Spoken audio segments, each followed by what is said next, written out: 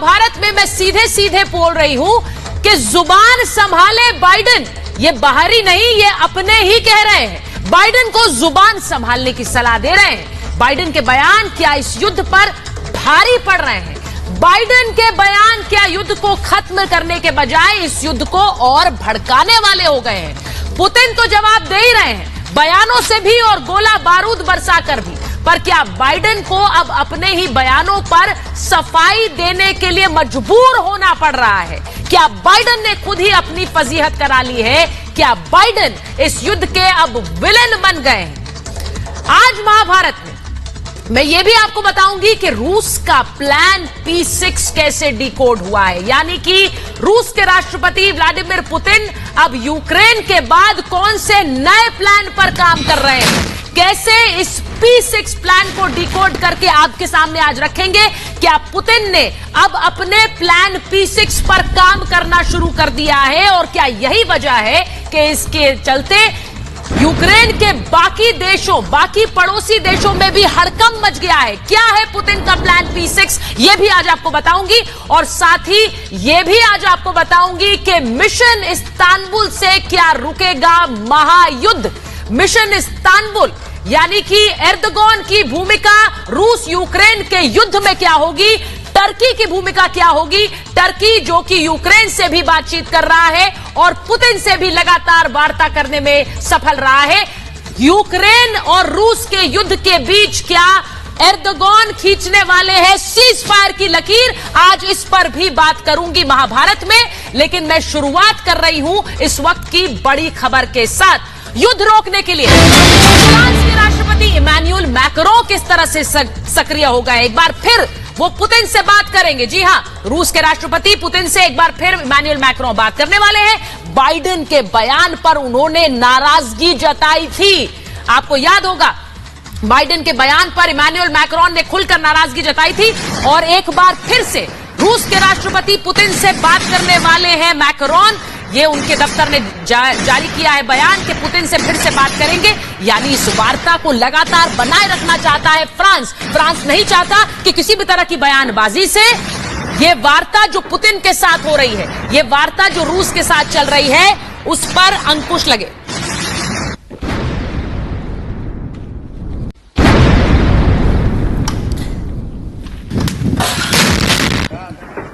और इसीलिए आज मैं आपको दिखाऊंगी कि किस तरह से बाइडेन के बयानों से बाकी के जो सुपर पावर्स हैं, जो बाकी के शक्तिशाली देश हैं, उनमें भी हड़कंप मच गया है। और इसीलिए वो कह रहे हैं कि जुबान संभाले बाइडेन।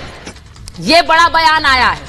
पुतिन पर महाशक्तियों में ऐसा लग रहा है कि दो फाड़ हो गया है और पुतिन पर बाइडेन की जो बयानबाजी है उसे लेकर नाराजगी सामने आई है। बाइडेन को लेकर नाटो नाराज है। मुसीबत बन रहे हैं बाइडेन के बयान। जो कुछ जो बाइडेन कहते हैं वो क्या मुसीबत का सबब बन रहे हैं। पुतिन को कसाई कहा, उससे पहले युद्ध अपराधी कहा, यानी कि वॉर क्रिमिनल कहा था।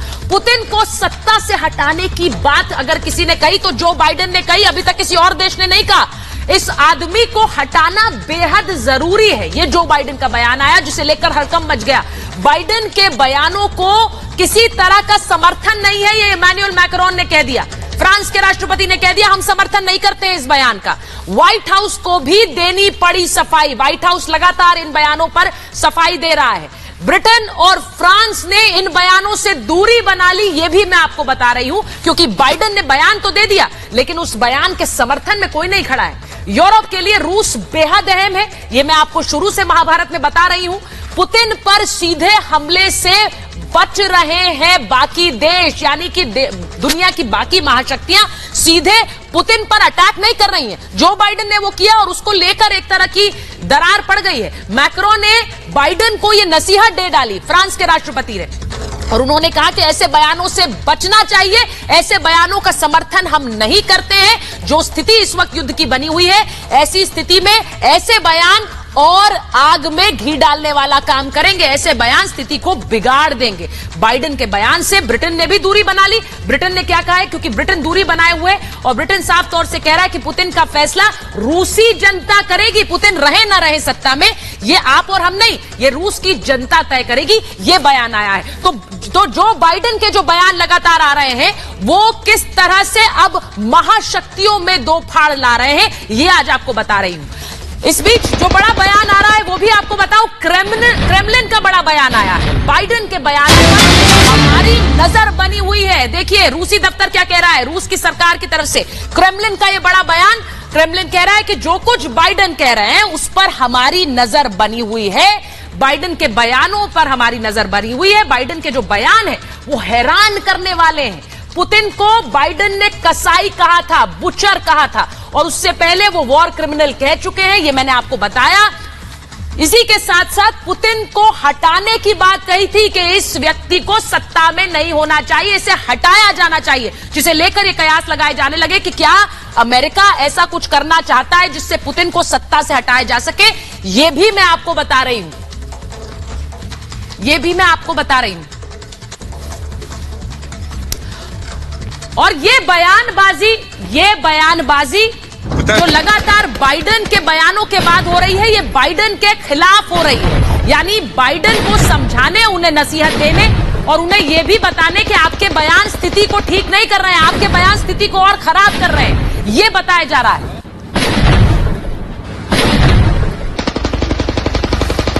तो मैं आपको अब बताती हूं कि किस तरह ये बयान इमैनुअल मैक्रोन के, ब्रिटेन के नहीं आए हैं, बल्कि ये बयान अब अमेरिका के जो राष्ट्रपति रहे डोनाल्ड ट्रंप, उनके भी आए हैं।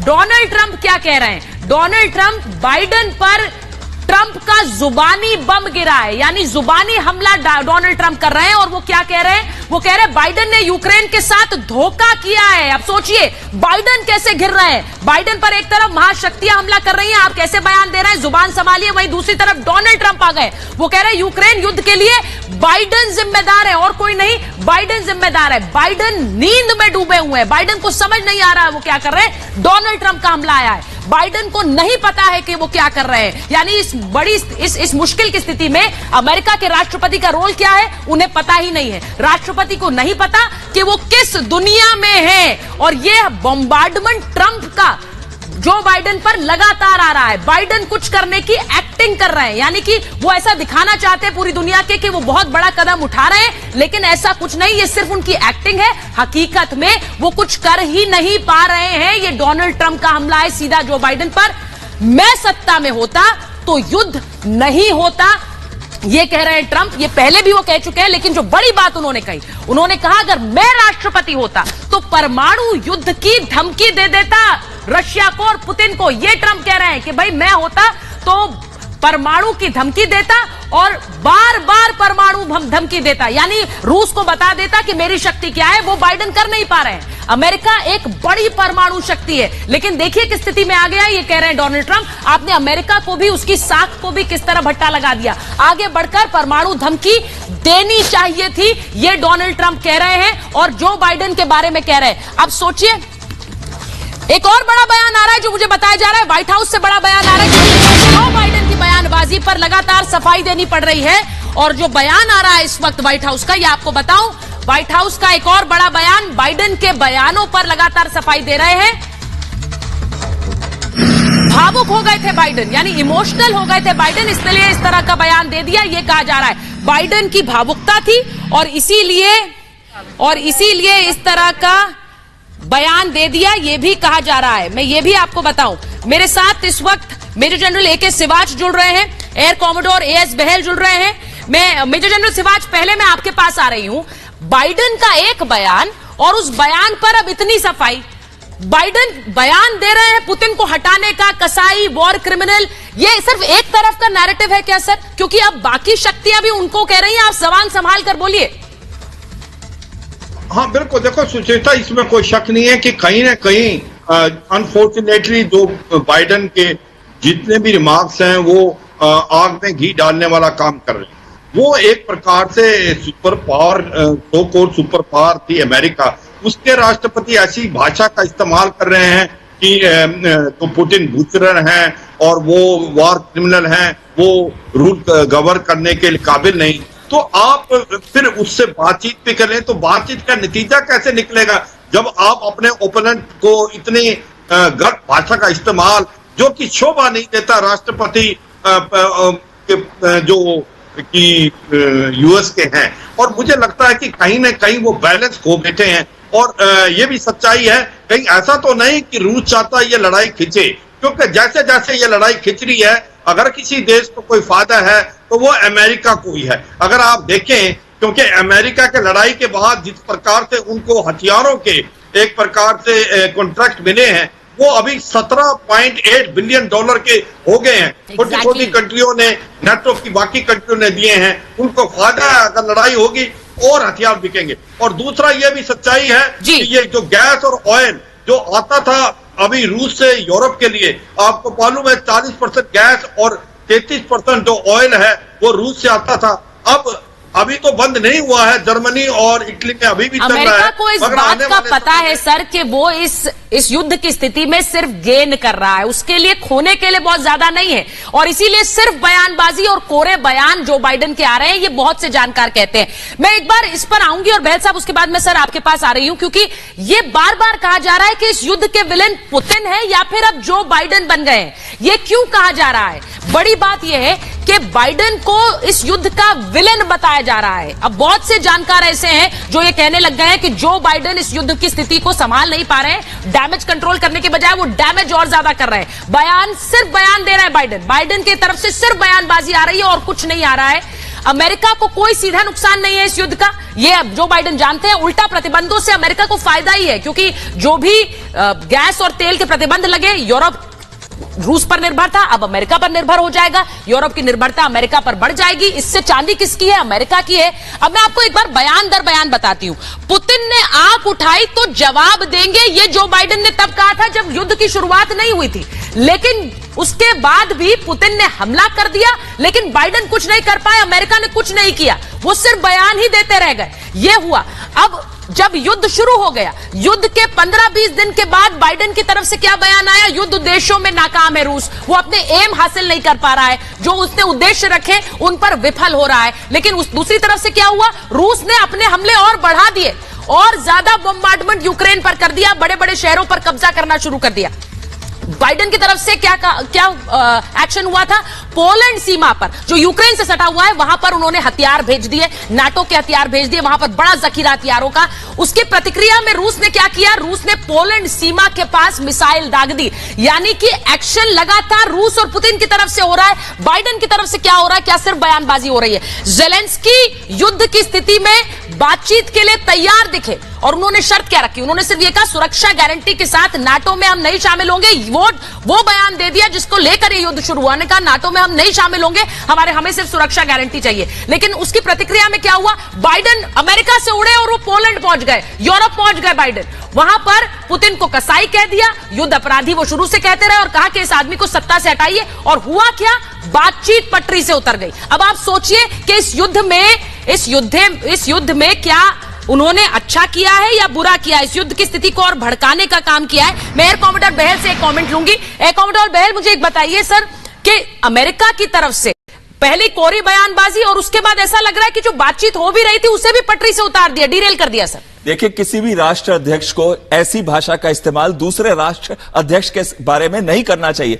एक टाइम पे जब 5वें राउंड की बातचीत चलने शुरू होने वाली है, उस समय पे ऐसी भड़काऊ भाषा का इस्तेमाल करना, पर्सनल अटैक करना, और उसके ऊपर आप कर क्या रहे हैं? आप उकसा रहे हैं यूक्रेन को कि कंटिन्यू रखे। ये तो अमेरिका के हित में है कि अगर ये लड़ाई एक्सटेंड होती है और ये अफगानिस्तान बन जाता है यूक्रेन, चाहे यूक्रेन बर्बाद और तबाह हो जाए, लेकिन रशिया को इकोनॉमिकली और मिलिटरिकली वीक कर रहा है वो, और साथ में अपनी डिफेंस इंडस्ट्री को और बढ़ा रहा है, और रशिया का जो एक्सपोर्ट्स है उस पर प्रतिबंध लगा रहा है। तो फायदा सिर्फ अमेरिका को, ये वो सोचता है, लेकिन वो ये नहीं देखता कि लॉन्ग टर्म के अंदर इसमें अमेरिका का भी लॉस है और पूरे वर्ल्ड का लॉस है। आप देखिए ऑयल प्राइसेस कहां पे स्काई रॉकेट कर चुके हैं। और अगर वो जेलेंस्की को समझाएं कि ठीक है अब आप चलिए शांति के रास्ते पे, जेलेंस्की जाना चाहते हैं, उन्होंने कहा कि हम न्यूट्रलिटी ले लेंगे, लेकिन जो रशिया चाहता है वो चाहता है कि ऑस्ट्रिया की जैसे न्यूट्रलिटी यूनिवर्सलिटी हो, यानी कि एक कॉन्स्टिट्यूशन में एक्ट पास किया जाए जिसमें वो कहें कि कभी भी वो नाटो को नहीं ज्वाइन करेंगे और लुहांस्क और डोनेस्क एरिया में वो कहेंगे कि ये इंडिपेंडेंट रिपब्लिक है। जैसा आपने कहा एकोमोडो बेल, अमेरिका का जो बयान है वो इस युद्ध की स्थिति में आग में घी डालने वाला काम कर रहे हैं। मैं बार बार इसलिए कहती हूं क्योंकि अमेरिका के लिए इसका सीधा नुकसान नहीं है। जिन जिन स्थितियों में अमेरिका के लिए सीधा नुकसान रहा है, हमने देखा है अमेरिका तुरंत युद्ध में कूद गया है। अमेरिका ने 2 मिनट नहीं लगाए निर्णय लेने में। यहां उसके लिए फायदा है। एक जो बयान आ रहा है, जो बड़ी खबर आ रही है, वो बता दूं अपने दर्शकों को। इशारों पर ज़ेलेंस्की का बाइडेन पर हमला। आप देख लीजिए, बाइडेन पर ज़ेलेंस्की लगातार हमला कर रहे हैं क्योंकि उन्होंने पहले भी कहा कि नाटो ने हमारी मदद नहीं की। अब इशारों में बाइडेन पर हमला किया है। जब वो कहते हैं कि सबसे ज्यादा कोई नेता हमारी मदद कर रहा है तो वो बोरिस जॉनसन है। अंतर्राष्ट्रीय मंच पर कोई नेता अगर यूक्रेन की मदद कर रहा है तो वो बोरिस जॉनसन है। अमेरिका से मदद ना मिलने से नाराज है ज़ेलेंस्की। अब ये समझ लीजिए, ज़ेलेंस्की ये कहते हैं कि कोई अगर इंटरनेशनल लीडर है जो हमारी मदद कर रहा है तो वो बोरिस जॉनसन है। वो बाइडेन का नाम तक नहीं लेते, अमेरिका का जिक्र तक नहीं करते। ये सीधे सीधे बाइडेन पर और उनके रोल पर सवाल उठाना है, क्योंकि बाइडेन तो चल दिए थे, अमेरिका से पोलैंड तक पहुंच गए, वो यूरोप पहुंच गए, लेकिन उनकी भूमिका का जिक्र भी नहीं कर रहे हैं ज़ेलेंस्की। इसको इस तरह से समझिए। अब मैं क्यों कह रही हूं कि ज़ेलेंस्की के लिए नाटो दगाबाज हैं और पुतिन सरताज बन गए हैं। ये क्यों हो रहा है ये आपको समझाती हूं। नाटो पर फिर फूटा है ज़ेलेंस्की का गुस्सा। ज़ेलेंस्की नाटो से नाराज हैं, वो लगातार बयान ये दे रहे हैं। नाटो पर लगाया है उन्होंने रूस से डरने का आरोप। वो कहते हैं कि आप लोग रूस से डरते हैं, रूस के हमलों से टूट रही है ज़ेलेंस्की की हिम्मत, क्योंकि लगातार रूस हमले कर रहा है। और ज़ेलेंस्की ने नाटो को कहा आप लोग रूस से डरते हैं, इसीलिए आप हमारी मदद नहीं कर रहे हैं। खत्म होने की कगार पर है यूक्रेन की सैन्य ताकत, क्योंकि रूस लगातार ज़ेलेंस्की यानी यूक्रेन के जो सैन्य डिपोज हैं, जो मिलिट्री एस्टैब्लिशमेंट्स हैं, उन पर हमला कर रहे हैं। मदद में देरी के लिए नाटो पर खुलकर बरस रहे हैं ज़ेलेंस्की। वो कहना है इतना समय आपने लगा दिया, यूक्रेन के साहस का 1% भी आप कर दिखाते तो न जाने क्या हो जाता, लेकिन आपने किया नहीं है। यूक्रेन पूरी ताकत के साथ लड़ रहा है, आपने अपनी 1% ताकत भी नहीं लगाई। रूस की धमकियों से डर गया है नाटो, ये कह रहे हैं ज़ेलेंस्की, डर गया है। विमान साजो सामान देने में आप टाल मटोल कर रहे हैं। आप बॉर्डर तक तो पहुंचा रहे हैं, हम तक क्यों नहीं पहुंचा रहे हैं, ये ज़ेलेंस्की कह रहे हैं। पहले भी नाटो पर बरस चुके हैं ज़ेलेंस्की। मैंने कहा पहली बार नहीं है, लेकिन अब खुलकर हमला है। और क्या ज़ेलेंस्की को अब यह समझ आ रहा है कि वो रूस और पुतिन के पाले में रहते तो उनके लिए अच्छा होता। नाटो को बता चुके हैं डरपोक इससे पहले भी। और अब पूछा क्या नाटो को रूस चला रहा है। भाई अगर आपको अमेरिका और ब्रिटेन जैसे देश चला रहे हैं तो हमारी मदद क्यों नहीं कर पा रहे हैं आप, वो ये पूछ रहे हैं। मैं एक बार मेजर जनरल सिवाच के पास जाऊंगी। मेजर जनरल सिवाच, मुझे जरा सर जल्दी से बताइए, क्या ज़ेलेंस्की को यह समझ आ रहा है कि उनके लिए रूस के पाले में रहना बेहतर था, उनके साथ एक रिश्ता बनाए रहना बेहतर था, यहां तो कुछ मिला नहीं। देखो सुचरिता, ये तो मेरे को लगता है एक प्रेशर टैक्टिक्स है, पर ये सच्चाई है कि नाटो ने बिल्कुल दिया है ज़ेलेंस्की को, बड़े बड़े वादे किए उसको, और जब लड़ाई हुई तो साफ बोल दिया कि बूट्स ऑन ग्राउंड नहीं होंगे, ना हम नो फ्लाई जोन बनाएंगे। और जो हथियार दे रहे हैं इनको, ये डिफेंसिव हथियार है, जैसे स्टिंगर मिसाइल और जैसे आपकी जेवलिन मिसाइल और आपका जो ड्रोन्स हैं, वो सब डिफेंसिव वेपन है, वो ऑफेंसिव वेपन नहीं है। जिस तरीके से अभी ज़ेलेंस्की मांग रहे हैं कि आप MiG-29 जो पोलैंड हमको देना चाहता था वो क्यों नहीं आने दे रहे, हमें आर्टिकल मिसाइलें जो कि हैं उनको क्यों नहीं दे रहे, क्योंकि जो रूस है वो हमारे को बर्बाद कर रहा है, हमारे पास हथियार नहीं है जब हम उससे टक्कर ले सके। तो एक प्रकार से ये बता रहे हैं ज़ेलेंस्की, आपने हमें मझधार में छोड़ दिया। और सच्चाई ये है कि रूस रुकने का नाम नहीं ले रहा और जो यूक्रेन झुकने का नाम, मगर ज़ेलेंस्की खुद लड़ रहे हैं, उनको बहुत कम हेल्प मिल रही है। और नाटो ने एक प्रकार से, सच्चाई है, ये धोखा दिया है। और ये सारा का सारा काम है अमेरिका का, क्योंकि अमेरिका को लगता है कि जितनी ये लड़ाई खिंचेगी, अमेरिका की 5 उंगलियां घी में हैं, उसके जो सामान है मिलिट्री हार्डवेयर वो बहुत बिक रहा है। इसी प्रकार गैस और ऑयल का कॉन्ट्रैक्ट एक बार फिर से आऊंगी, मैं एयर कमोडोर का भी बयान इस पर लूंगी, उनकी भी प्रतिक्रिया लूंगी कि क्या जो शुरू में ये दिखाने की कोशिश की कि Putin is the big villain, उन्होंने हमला कर दिया है, उन्होंने किस तरह से यूक्रेन पर हमला किया, उसमें कोई दो राय नहीं, उन्होंने हमला किया। लेकिन क्या जो बाइडेन एक और विलन उभर रहे हैं कि जो बाइडेन अपने जो रिएक्शंस हैं और जो मदद का वादा कर वो मदद कर नहीं रहे, उससे क्या एक पूरी जनभावना अगेंस्ट बाइडेन बन गई है। मैं उस पर आऊं उससे पहले एक बड़ी खबर बताऊं। किम जोंग उन, उत्तर कोरिया के तानाशाह किम जोंग उन की बड़ी धमकी आई है और शक्तिशाली हथियार बनाएंगे। किम जोंग उन का यह बयान आया है। मिसाइल परीक्षण के बाद उन्होंने धमकी दी है। अमेरिका के दबाव को किम ने कैसे नजरअंदाज किया, आपको याद होगा कि हवासोंग मिसाइल जब उन्होंने टेस्ट की उसके बाद किम जोंग उन की तस्वीरें भी आई और इस पर यूनाइटेड नेशंस ने कड़ी प्रतिक्रिया दी कि इस पूरे इलाके में तनाव फैल जाएगा। ये तस्वीरें भी मैं आपको दिखा रही हूं उस समय की जब मिसाइल परीक्षण किया था। लेकिन किम का बड़ा बयान आया है, वो कह रहे हैं कि हम अपनी शक्ति बढ़ाने के लिए हथियार बनाते रहेंगे। उन्होंने कहा है और शक्तिशाली हथियार बनाएंगे, हमें कोई रोक नहीं सकता है।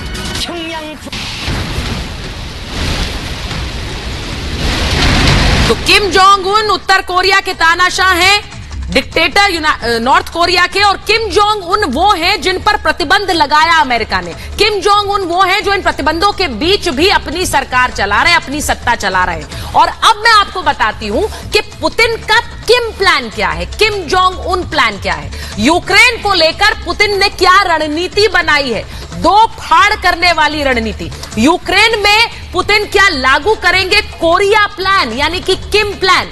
किम लगातार रूस का समर्थन कर रहे हैं, वो रूस के समर्थन में बयान भी जारी कर रहे हैं, बाहर से पुतिन का साथ भी दे रहे हैं किम, क्योंकि वो भी अमेरिका के प्रतिबंधों की मार झेलते आए हैं। युद्ध के बीच वो मिसाइल परीक्षण भी कर चुके हैं, जिसकी तस्वीरें मैंने आपको दिखाई।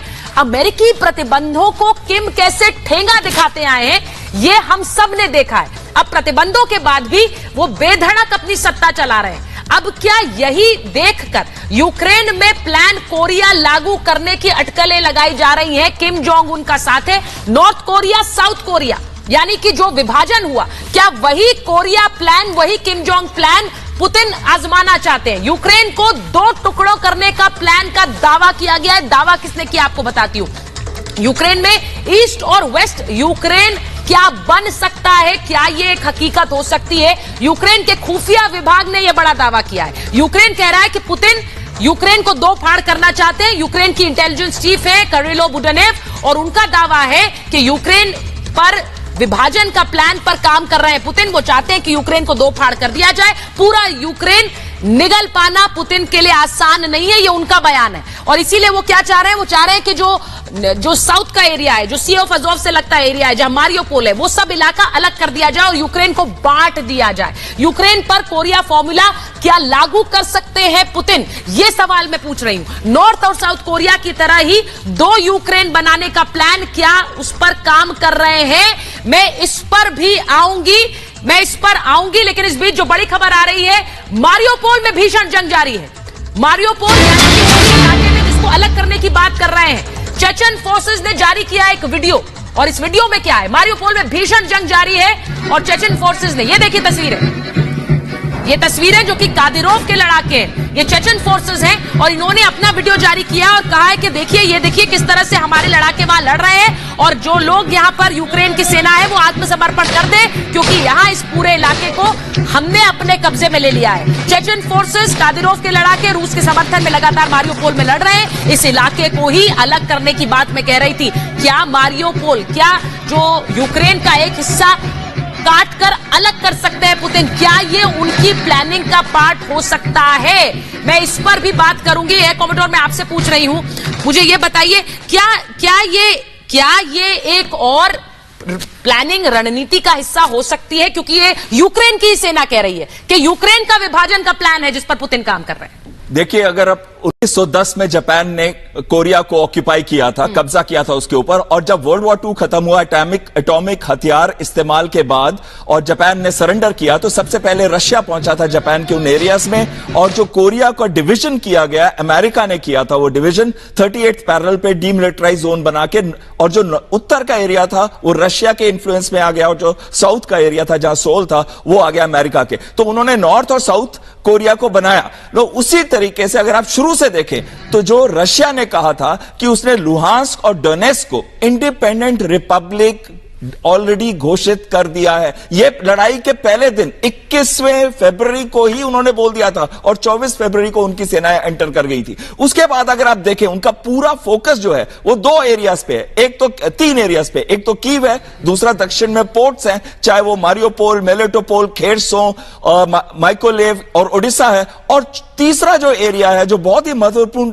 पूर्वी एरिया है वो शुरू होता है खार्किव से लुहांस्क, डोनेस्क और मारियोपोल। तो इसमें देखें तो डोनेस्क का जो एरिया है 54% एरिया अभी रशिया के कंट्रोल में है। चेचन फाइटर्स ने यहां तक कि एज़ोव बटालियन के हेडक्वार्टर्स को भी ऑक्यूपाई कर लिया है। और जो ऊपर का लुहांस्क का एरिया वो 93%, यानी कि 75% से ऊपर ये एरिया जो है वो अब रशिया के कंट्रोल में है। और लड़ाई खत्म होते होते इसको 100% कर देंगे, यानी कि वो विभाजन करेंगे, वहां से खार्किव से शुरू होके लेके जाएंगे मारियोपोल तक, लुहांस्क और डोनेस्क। देखिए आपने मोहर लगा दी है उस प्लान पर, क्योंकि बार बार ये कहा जा रहा है यूक्रेन कह रहा है, ये रूस नहीं कह रहा है। रूस अपनी प्लानिंग के बारे में किसी से बात नहीं कर रहा है, वो सिर्फ मिशन अकम्प्लिश करता जा रहा है। और यूक्रेन कह रहा है कि हमारे देश को दो फाड़ करना चाहता है। और ये आप जैसा कह रहे हैं एयर कॉमोडोर, ये लग रहा है कि ये प्लान का हिस्सा हो सकता है। एक बार तस्वीरें मैं फिर से दिखा देती हूँ, मारियोपोल से जो तस्वीरें आ रही हैं, ये वही इलाका है जिस इलाके को अलग करने की कोशिश इस प्लान के तहत हो सकती है। यहां पर चेचन फोर्सेस भी है, ये देखिए किस तरह से हमला कर रहे हैं लगातार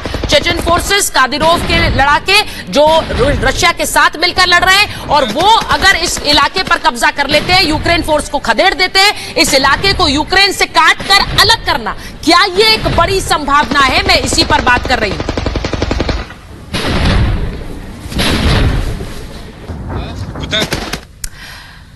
तो एक तरफ जहां पुतिन का वो प्लान जिसके बारे में मैंने आपको बताया, क्या वो किम प्लान पर काम कर रहे हैं, यूक्रेन को दो फाड़ करने का प्लान पर काम कर रहे हैं। इस बीच वार्ता भी लगातार कराने की कोशिशें, मध्यस्थता कराने की कोशिशें चल रही हैं। मंगलवार को रूस यूक्रेन वार्ता फिर से होगी और इस बार यह वार्ता तुर्की में होगी। तुर्की में वार्ता पर रूस यूक्रेन राजी हो गए हैं। 28 से 30 मार्च तक यह वार्ता चलेगी। एर्दोगन ने किया था पुतिन को फोन, यानी कि टर्की के नेता एर्दोगन ने फोन किया पुतिन से, और अब 28 से 30 तारीख तक यह वार्ता टर्की में होगी, इस्तांबुल में होगी। और इसीलिए हम कह रहे हैं कि क्या यह मिशन इस्तांबुल मुमकिन हो पाएगा? क्या दो देश जो लगातार लड़ रहे हैं वो कोई हल निकाल पाएंगे इस मिशन इस्तांबुल के चलते? यह बड़ा सवाल मैं पूछ रही हूं, क्योंकि एर्दोगन ने खुद फोन किया था पुतिन को। और इसीलिए अब 28 से 30, कल मंगलवार है और मंगलवार के दिन यह वार्ता शुरू होगी। क्या इससे हल निकलेगा? मैं आपको बताती हूं। देखिए कैसे तुर्की के राष्ट्रपति ने पुतिन से बातचीत की, उन्होंने फोन किया और उसके बाद उन्होंने इस वार्ता का प्रस्ताव रखा है। ये आगे जरा अगर बढ़ाएंगे, तुर्की बनेगा रूस यूक्रेन का मध्यस्थ। सोचिए, तुर्की अगर मध्यस्थ बनता है, तुर्की कहां है? तुर्की के रिश्ते दोनों देशों से बहुत अच्छे हैं। आज से तुर्की में रूस यूक्रेन वार्ता की शुरुआत करने की बात कही जा रही थी। इस्तांबुल में चलेगा युद्ध रोकने का मिशन। इस युद्ध को कैसे रोका जाए, कैसे सीज फायर हो। तुर्की के लिए समझौता कराना आसान क्यों है, यह भी आपको बताती हूं। क्यों तुर्की की बात सुनेगा यूक्रेन, क्यों तुर्की की बात सुनेंगे पुतिन? जो भौगोलिक रूप से, यानी कि ज्योग्राफिकली रूस यूक्रेन दोनों के करीब है, ये आप इस नक्शे में भी देख सकते हैं। तुर्की संघर्ष विराम की गारंटी ले सकता है। अब यह बड़ा अहम है।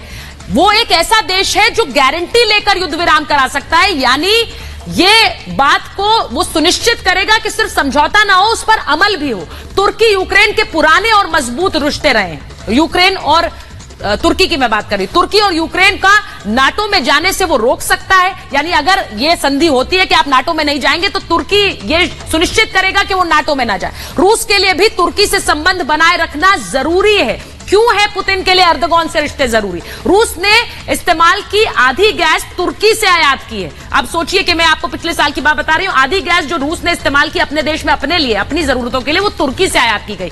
रूस तुर्की में एक परमाणु प्लांट भी बना रहा है, तो उसके हित भी तुर्की में है। तुर्की की बात इसलिए भी सुनेगा। सीरिया को लेकर भी रूस तुर्की के जो संबंध है वो अहम रहे हैं, और इसीलिए कहा जा रहा है कि ये देश तुर्की की, एर्दोगन की बात मानेंगे। तुर्की और रूस इंटेलिजेंस भी साझा करते हैं, तो इस वजह से भी यह जरूरी हो जाता है कि ये मान के आप चलिए कि एर्दोगन इस बातचीत को सफल कराने की पूरी कोशिश करेंगे। तुर्की अगर मध्यस्थ बनता है तो पश्चिम का प्रभाव भी कम होगा। इस वक्त जो बाइडेन अपने आप को वर्ल्ड लीडर की तरह देख रहे हैं, वो ये दिखाना चाहेंगे कि वो इस वक्त इस युद्ध को किस तरह से रोके या ना रोके वो तय करेगा। अमेरिका सुपर पावर है, लेकिन अगर टर्की ने आकर मध्यस्थ करा दिया तो अमेरिका की पूछ कम होगी। अमेरिका इस युद्ध का हल नहीं निकाल पा रहा है। तुर्की रूस चाहते हैं कि यहां यूएस का प्रभाव कम हो, ये टर्की भी चाहता है और ये रशिया भी चाहता है इस युद्ध पर अंकुश लगाने में। इसीलिए हम कह रहे हैं कि क्या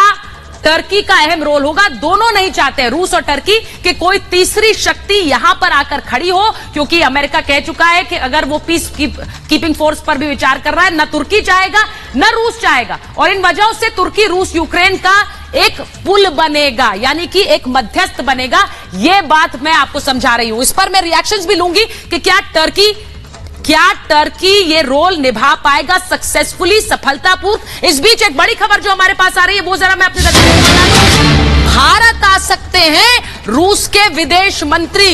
ये बड़ी खबर होगी और मौजूदा परिस्थिति में सोचिए इसका इंपैक्ट क्या होगा अगर रूसी विदेश मंत्री लावरोव भारत आते हैं। ये खबर हमारे पास आ रही है कि विदेश मंत्री भारत आ सकते हैं युद्ध के बीच। भारत का दौरा, इसको समझिए कि कहीं नहीं जा रहे हैं वो इस वक्त मौजूदा परिस्थिति में, किसी और देश नहीं जा रहे हैं। अगर भारत आते हैं तो उसका इंपैक्ट समझिए। जल्द होगा दौरे की तारीख का ऐलान, ये इस वक्त की बड़ी खबर है। मैं एक बार मेजर जनरल सिवाच मैं आपसे पूछ रही हूं, सोचिए मौजूदा स्थिति में कहीं और न जाकर अगर रूस का कोई प्रतिनिधि भारत आता है तो ये भारत की इंपॉर्टेंस दिखाता है। हाँ बिल्कुल, देखो सुचिता, इसमें कोई शक नहीं कि भारत ने जो एक प्रकार से बड़ा बैलेंस व्यू लिया इस लड़ाई में, वो भी काबिले तारीफ है। वो सब ने प्रेज किया है कि भारत ने यूएनजीए में, यूएन सिक्योरिटी काउंसिल में, United nation human right commission में एक प्रकार से अपने आप का अब्सटेन किया है, मगर बार बार ये बताया कि लड़ाई किसी चीज का सलूशन नहीं है और अभी जो वायलेंस रुकना चाहिए, बातचीत से कोई नतीजा निकलना चाहिए। अभी जो सरगव लावरोव आ रहे हैं उसकी अहमियत 3-4 है। एक तो ये समझना चाहिए जो ब्रिक्स की समिट, G20 की समिट है, उसके बारे में बात करेंगे।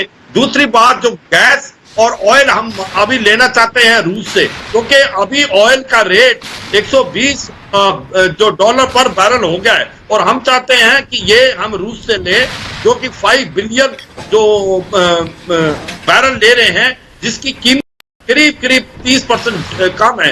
वो रूस मान गया है रूबल रुपी के कनेक्शन में। मुझे लगता है कि जिस प्रकार से सरगव लावरोव आ रहे हैं वो 2-3 दर्शाता है। एक तो भारत की अहमियत, भारत का रोल, भारत एक बहुत बैलेंस रोल प्ले कर सकते हैं। जैसे आपने बताया तुर्की है, वो एर्दोगन एक बड़ा कंस्ट्रक्टिव। देखिए सर, और आप मेरे जनरल से बात, जिस बात की आप जिक्र कर रहे हैं कि हम अपना तेल लेंगे, रूस से लेंगे, और रूस ने यह भी कह दिया आप इंडियन रुपी में खरीद सकते हैं, वो भी बहुत बड़ा ऐलान है रूस की तरफ से मौजूदा समय में। लेकिन बड़ी खबर यह भी आ रही है कि यूरोप में कैसे गैस संकट बढ़ सकता है। यानी हर देश अपना हित देखेगा और भारत भी है, लेकिन यूरोप के लिए इस वक्त किस तरह संकट की स्थिति है। जर्मन वाइस चांसलर का रूस को जवाब आया है, गैस का भुगतान रूबल में नहीं कर सकते। G7 देश रूबल में नहीं करेंगे भुगतान। यूरोप में गैस संकट बढ़ सकता है। आज ही यूरोपियन यूनियन ने बयान दिया था जिसमें कहा था कि 2027 से पहले यूरोप गैस के मामले में आत्मनिर्भर नहीं हो सकता है। इसको इस तरह समझिए, आत्मनिर्भर गैस के मामले में नहीं हो सकता। किस पर निर्भर है? रूस पर है। रूस कह रहा है अगर हमसे गैस लेनी है आप रूबल में दीजिए, वो नुकसान भरा सौदा है। ये बयान आ गया जर्मनी का कि हम नहीं कर सकते हैं रूबल में, आपको पैसा नहीं दे सकते हैं। तो ये इसका प्रभाव समझिए कि यूरोप के देशों पर क्या है स्थिति, उनके सामने उनके किस तरह से स्थिति रूस के सामने उनके लिए मजबूरी वाली हो गई है और पुतिन ये जानते हैं। इस बीच एक और बड़ी खबर बताऊं, यूक्रेन में हवाई हमले का अलर्ट लगातार जारी है। कीव खार्किव में लगातार सायरन बज रहे हैं, लोगों को बंकरों में छिपने की सलाह एक बार फिर दी गई है। वहां से तस्वीरें दिखा रही हूं आपको। कीव खार्किव में सायरन बज रहे हैं और उन सायरन का मतलब सीधा ये कि यहां एयर बॉम्बार्डमेंट हो सकता है, आप लोग बंकर में जाएं, आप लोग छुपे। वो तस्वीरें भी आ रही हैं जो वहां से देखी गई। यूक्रेन के आसमान में रूसी हवाई बेड़ा, जो रूसी वायुसेना है, वो लगातार एक तरह से कवर फायर दे रही है ग्राउंड ट्रूप्स को, क्योंकि अगर वो अपनी पूरी क्षमता से बम बरसाएं तो यूक्रेन के लिए बहुत भयावह स्थिति हो सकती है। इसका जिक्र मैंने बार बार किया है। मैं एक बार कॉमोडोर आपके पास आ रही हूं। ये मैंने बार कहा है कि अगर एयरफोर्स रूस की अपनी पूरी क्षमता में बम बरसाएगी सर, तो यूक्रेन के लिए यह स्थिति बहुत खराब होगी। वो पूरी क्षमता से नहीं लड़ रहे हैं। आपको लगता है, ये मैं आपसे इसलिए पूछ रही हूं क्योंकि आप बेहतर समझा सकते हैं अपनी पूरी क्षमता से नहीं लड़ रहे हैं, वो एक तरह की कवर फायर दे रहे हैं ग्राउंड ट्रूप्स को।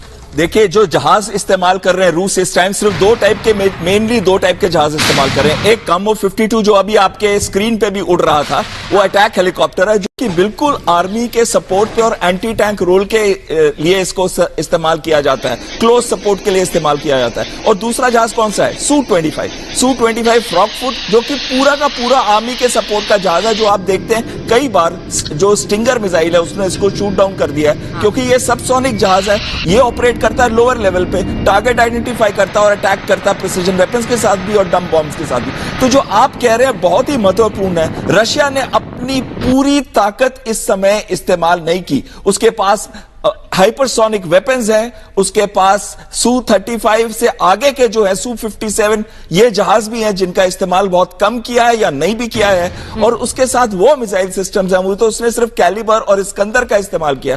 अगर वो पूरा अपनी क्षमता से अटैक करता है तो पूरा का पूरा यूक्रेन को तबाह और बर्बाद और ध्वस्त कर सकता है। और इसमें कहीं ना कहीं पूरा का पूरा रोल जेलेंस्की पे भी आएगा, क्योंकि उन्होंने अपने डिफेंस सिस्टम्स को जो सिविलियन एरियाज हैं, हाँ। जो स्ट्रीट्स हैं, उसके अंदर छुपा के रखा, और इसी वजह से इतनी बर्बादी हो रही है। ये सर आपने आई एम ग्लैड आपने ये कहा, क्योंकि ये बात बार बार उठी है कि क्या रिहायशी इलाकों में अपने मिलिट्री इक्विपमेंट को रखना सही फैसला था, क्योंकि रूस उन्हीं इलाकों पर बम्बार्डमेंट कर रहा है। फिर उल्टा सवाल उठ रहा है कि आप रिहायशी इलाकों में बम्बार्डमेंट क्यों कर रहे हैं? रूस का असल जो ऑब्जेक्टिव है वो उन सैन्य डिपोज को तबाह करना है। अब वो जहां पर आप बनाएंगे वहां बम्बार्डमेंट होगी। सर एक चीज कहना, बोलिए सर जल्दी। इंटरनेशनल ह्यूमैनिटेरियन लॉज के अंतर्गत अगर आप सिविलियंस को आर्म देते हैं तो वो सोल्जर बन जाते हैं, फिर वो सिविलियन नहीं रहते। और दूसरा, अगर आप ऐसे सिस्टम्स रखते हैं ऑफेंसिव या डिफेंसिव जो कि सिविलियन एरियाज में है, तो उनका कोलेटरल डैमेज से जो डैमेज होगा सिविलियन पॉपुलेशन पे और सिविलियन मरेंगे, तो हम ये नहीं कह सकते कि इसमें पूरा का पूरा पुतिन के ऊपर ब्लेम डाला जाएगा। बिल्कुल सर, एक बड़ी खबर आ रही है इस बीच, वो भी बताऊं अपने दर्शकों को कि रूस ने बायो लैब के सबूत जुटा लिए हैं। रूस बार बार कहता रहा है कि यूएस अमेरिका यूक्रेन में बायो लैब्स बना रहा है।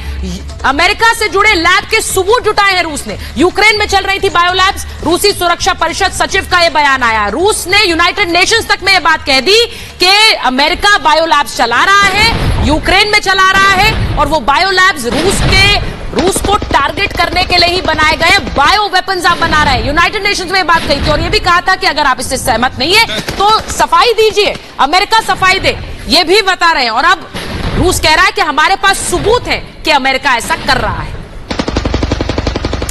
अब मैं आपको बताना चाहती हूं कि रूस का प्लान P6 क्या है, और वो प्लान P6 आपके सामने डिकोड करके बताना चाहती हूं। यानी पुतिन सिर्फ यूक्रेन पर अपनी नजरें नहीं गड़ाए हुए हैं, यूक्रेन के इर्द गिर्द देशों पर भी अपनी नजरें गड़ाए हुए हैं। सिर्फ यूक्रेन तक ही नहीं रुकने वाले हैं पुतिन। ये क्या सच्चाई है? यूक्रेन के बाद पुतिन का प्लान बी तैयार है, और वो प्लान बी क्या है? पुतिन के निशाने पर 6 और देश हैं, 6 और देश जिनको आप इस मैप में देख सकते हैं, Estonia, Latvia, Lithuania, Poland, Moldova, Kazakhstan. पहले यूक्रेन को नाजी मुक्त और सैन्य मुक्त करना चाह रहे हैं पुतिन, और उसके बाद क्या करेंगे? युद्ध से पहले ही पुतिन ने यह ऐलान कर दिया था कि नियो नाजीज से हम मुक्त कराना चाहते हैं, हमारा उद्देश्य यह है। अब 6 और पड़ोसी देश निशाने पर हैं। ये वो देश हैं जो अमेरिका के पाले में जाकर बैठे हैं और रूस इन्हें खतरा मानता है। रूसी अधिकारी के बयान से यह सनसनी मच गई है कि क्या यह प्लान अमल में ला सकता है रूस। मॉस्को सिटी ड्यूमा डेप्यूटी का यह बयान आया है, और वो क्या कहते हैं? 6 और देशों को सैन्य विहीन करना चाहते हैं पुतिन। सैन्य विहीन यानी कि उनकी मिलिट्री जो ताकत है, सैन्य ताकत, उसे खत्म करना चाहते हैं। मोल्डोवा, कजाकिस्तान, पोलैंड का नंबर है इसके बाद, और उसके बाद लिथुआनिया, लाटविया और एस्टोनिया का भी नंबर है, उनकी भी बारी है। यानी यूएसएसआर जो एक समय पहले हुआ करता था उसका हिस्सा रहे हैं कई देश, अब नाटो में चले गए। यानी वो अपनी सांस्कृतिक विरासत भूलकर नाटो का, अमेरिका के हिस्सा बन गए हैं। इन देशों को लेकर रूस का यह प्लान तैयार है। यानी अब इन 6 देशों पर भी क्या पुतिन उसी तरह का बॉम्बार्डमेंट कर सकते हैं जो वो यूक्रेन पर कर रहे हैं। पोलैंड पर हो सकता है पहला प्रहार, लेकिन यह आसान नहीं होगा क्योंकि पोलैंड नाटो का हिस्सा है। बाइडेन बार बार कहते रहे आप हमला करेंगे, हम जवाब देंगे। हमले की आहट से इन पड़ोसी देशों में खलबली मची हुई है। मैं इसीलिए आपसे कह रही, पर क्या यह मुमकिन होगा? एक और बड़ी खबर आ रही है, वो भी बताऊं। मारियोपोल में रूसी टैंक्स ने हमला किया है, उसकी यूक्रेनी सेना को जबरदस्त नुकसान हुआ है। मारियोपोल में रूसी टैंक्स का हमला। रूसी टैंक्स जो कि अब सड़कों पर ऐसे दौड़ रहे हैं जैसे गाड़ियां दौड़ती हैं, और वो रूसी टैंक्स कहर बरपा भी रहे हैं। वो तस्वीरें देख लीजिए, मारियोपोल में रूसी टैंक्स ने हमला किया है, और इन हमले की तस्वीरों को देखकर लगता है कि क्या पुतिन अपना प्लान अकम्प्लिश कर रहे हैं, अपना उद्देश्य हासिल कर रहे हैं। मेजर जनरल सिवाच, आपके पास आ रही हूं। मुझे सर ये बताइए कि क्या ये हकीकत हो सकती है कि बाकी देशों पर हमले का भी पुतिन प्लान बना रहे हो, क्योंकि अभी यूक्रेन के युद्ध के जो आफ्टर इफेक्ट्स हैं उनसे ही अभी देश उबर नहीं पा रहे हैं। हाँ देखो, बिल्कुल सुचिता, ये जो देश आपने 6 बताए हैं, ये तो क्या तो वो रूस का हिस्सा थे या वो वार्सा पैक्ट में थे। जैसे बाल्टिक स्टेट है, लिथुआनिया, इस्टोनिया, लातविया, और उसके साथ साथ अभी पोलैंड जो है वो वार्सा पैक्ट का था। इसी प्रकार कजाकिस्तान और मोल्दोवा भी रूस का हिस्सा था। मुझे लगता है ऐसा नहीं कर पाएगा रूस, क्योंकि ये नेटो का हिस्सा है। अगर वो कहीं भी इनकी तरफ जाता है तो एक प्रकार आर्टिकल 5 इन्वोक होगा नेटो का, और मुझे लगता है फिर तो विश्व युद्ध होने के चांसेस बढ़ जाएंगे। ऐसी गलती नहीं करेगा रूस। अगर इन देशों पे जो नेटो का हिस्सा है, कजाकिस्तान के अलावा बाकी नेटो का हिस्सा है, हाँ। तो तब अगर रूस जाएगा तो ये बहुत ज्यादा नुकसान हो सकता है। तो सर फुल फ्लेजेड वॉर होगी, ये फुल फ्लेजेड वॉर होगी, ये रिस्क करना चाहेंगे पुतिन? एयर कमोडोर, क्या ये रिस्क करना चाहेंगे पुतिन? बिल्कुल नहीं करना चाहेंगे। हाँ। उनका एम यूक्रेन तक लिमिटेड है। अगर पोलैंड को लेते हैं, जैसे जनरल साहब कह रहे थे कि आर्टिकल 5 के अंतर्गत पूरे के पूरे 30 मेंबर नाटो के ये समझेंगे कि हमला उनके ऊपर किया गया है, और वो अपनी फोर्सेस को इनका साथ देंगे। और 30 कंट्रीज अगर रशिया के अगेंस्ट आ जाएंगी तो रशिया का अस्तित्व मिटने की बात आ सकती है, और उस टाइम पे वो न्यूक्लियर वेपन्स का इस्तेमाल करेगा। ये उसने क्लियरली बता दिया है, और इसी वजह से यह बहुत जरूरी है कि रशिया अपने एम्स जो है वो यूक्रेन तक लिमिट रखेगा। बिल्कुल, आप जैसा बता रहे हैं सर, ये तस्वीरें भी मैं लगातार दिखा रही हूं कि किस तरह से हमला किया गया। और पुतिन के लिए ये इस वक्त निर्णय क्या आसान होगा या फिर मुश्किल होगा कि वो बाकी देशों पर हमला करना चाहते हैं, क्योंकि पुतिन ने अपने प्लान, अपने जो मिशंस हैं वो पहले ही तैयार कर लिए हैं, लेकिन उनके यूक्रेन पर हमला करने के बाद से स्थिति बहुत ज्यादा बदली है। जिस तरह का उसका गंतव्य, जिस तरह का उसका हश्र हो रहा है, और इस वक्त रिएक्शंस हो रहे हैं। लेकिन बड़ी बात यह है कि जहां एक तरफ हमले युद्ध के मैदान में जा रहे हैं, वहीं हमले युद्ध के मैदान के बाहर भी जा रही हैं। एलॉन मस्क ने एक बड़ा बयान पुतिन पर लगाया, और वो बयान ये लगाया कि पुतिन सबसे अमीर व्यक्ति हैं दुनिया के सबसे अमीर शख्स हो गए हैं पुतिन। ये कह रहे हैं एलॉन मस्क। वो क्यों कह रहे हैं? एलन मस्क ने किया बड़ा दावा, क्योंकि उनसे पूछा गया आप दुनिया के सबसे अमीर शख्स है, उन्होंने कहा मैं नहीं, मुझसे भी ज्यादा अमीर है पुतिन। उन्होंने पुतिन पर यह हमला किया है। पुतिन की सालाना सैलरी कितनी है? $1,40,000 उनकी सालाना सैलरी है। लेकिन बात सिर्फ इतनी सी नहीं है। काला सागर, ब्लैक सी में $1.4 अरब का महल है पुतिन का, यह दावा किया जाता है। $4 अरब के मोनाको में अपार्टमेंट्स हैं पुतिन के। सिर्फ यही नहीं है, उनकी संपत्ति के बारे में आपको बता रही हूं। 800 वर्ग फीट का एक फ्लैट है, और सिर्फ ये नहीं, ये एक फ्लैट आपको लग रहा होगा, लेकिन कहा जा रहा है कि उनके कम से कम 70 से ज्यादा घर हैं। पुतिन के पास 25 से ज्यादा घर हैं, और कई आलीशान महल हैं। 58 विमान और हेलीकॉप्टर्स उनके पास है। लेकिन 700 गाड़ियां, हर गाड़ी की कीमत करोड़ों में। बड़ा घड़ी का कलेक्शन है, क्योंकि उसका शौक रखते हैं पुतिन, यह भी कहा जाता है। यूएस संसद की स्पीकर ने कहा कि सबसे अमीर शख्स कोई है तो वो पुतिन है। अब मैं ये कहूंगी एयर कमोडोर, आपसे पूछ रही हूं, क्या इन सब का मायने है? क्योंकि ये एक वॉर ऑफ वर्ड्स है, आउटसाइड इसकी कितनी ऑथेंटिसिटी है, ये एक बात। और दूसरी बात यह है कि इलॉन मस्क इस समय दुनिया का सबसे बड़ा रिच आदमी है, लेकिन इसकी वॉर स्ट्रेटेजी के साथ क्या लेना देना है? कोई लेना देना नहीं है। ये जो विस्तारवाद नीति थी नाटो की, जिसकी वजह से रशिया ने बोलने के बाद युद्ध शुरू किया है, तो कहीं ना कहीं जो ये दिखा रहे हैं, प्रोपेगेंडा वॉर कर रहे हैं, ये पुतिन को विलेन बनाने की कोशिश कर रहे हैं, पुतिन को नेगेटिव दिखा रहे हैं, लेकिन इसका वॉर के साथ कोई भी लेना देना नहीं है। आप कह रहे हैं कि वॉर विलेन बनाने की कोशिश है पुतिन को, लेकिन पुतिन जिस तरह से इस वक्त मौजूदा स्थिति में नजर आ रहे हैं, उन्हें ना कोई फर्क पड़ रहा है। मेरे जानने से बात कुछ कहना चाहिए, जल्दी से सर, लास्ट कमेंट जल्दी से सर। हाँ बिल्कुल बिल्कुल। देखो, मैं ये कहूंगा कि जो पुतिन का ऑटोक्रेटिक सिस्टम वो फंक्शनिंग था, 15-20 साल से वो रूल कर रहे हैं रूस में, तो ये जब कम्युनिज्म है तो सच्चाई है कि उनके पास वेल्थ है भी, इसमें कोई शक नहीं। ये भी सच्चाई है कि सर, युद्ध से इसका कोई लेना देना नहीं Exactly, है। सर, अभी लेकिन इस लड़ाई वक्त के तो ऊपर कहा जा रहा है कि वो पूरे देश पर रूल कर रहा है, तो उनकी अपनी निजी प्रॉपर्टी क्या होगी? पूरे देश की जो एक संसाधन है उन्हीं के हैं। बहरहाल, महाभारत में मेरे पास इतना ही समय था। बहुत बहुत धन्यवाद आप दोनों का जुड़ने के लिए। एक छोटा सा ब्रेक ले रहे हैं, लेकिन लगातार युद्ध भूमि से जो खबरें आ रही हैं वो आपको दिखा रहे हैं। एक ब्रेक ले।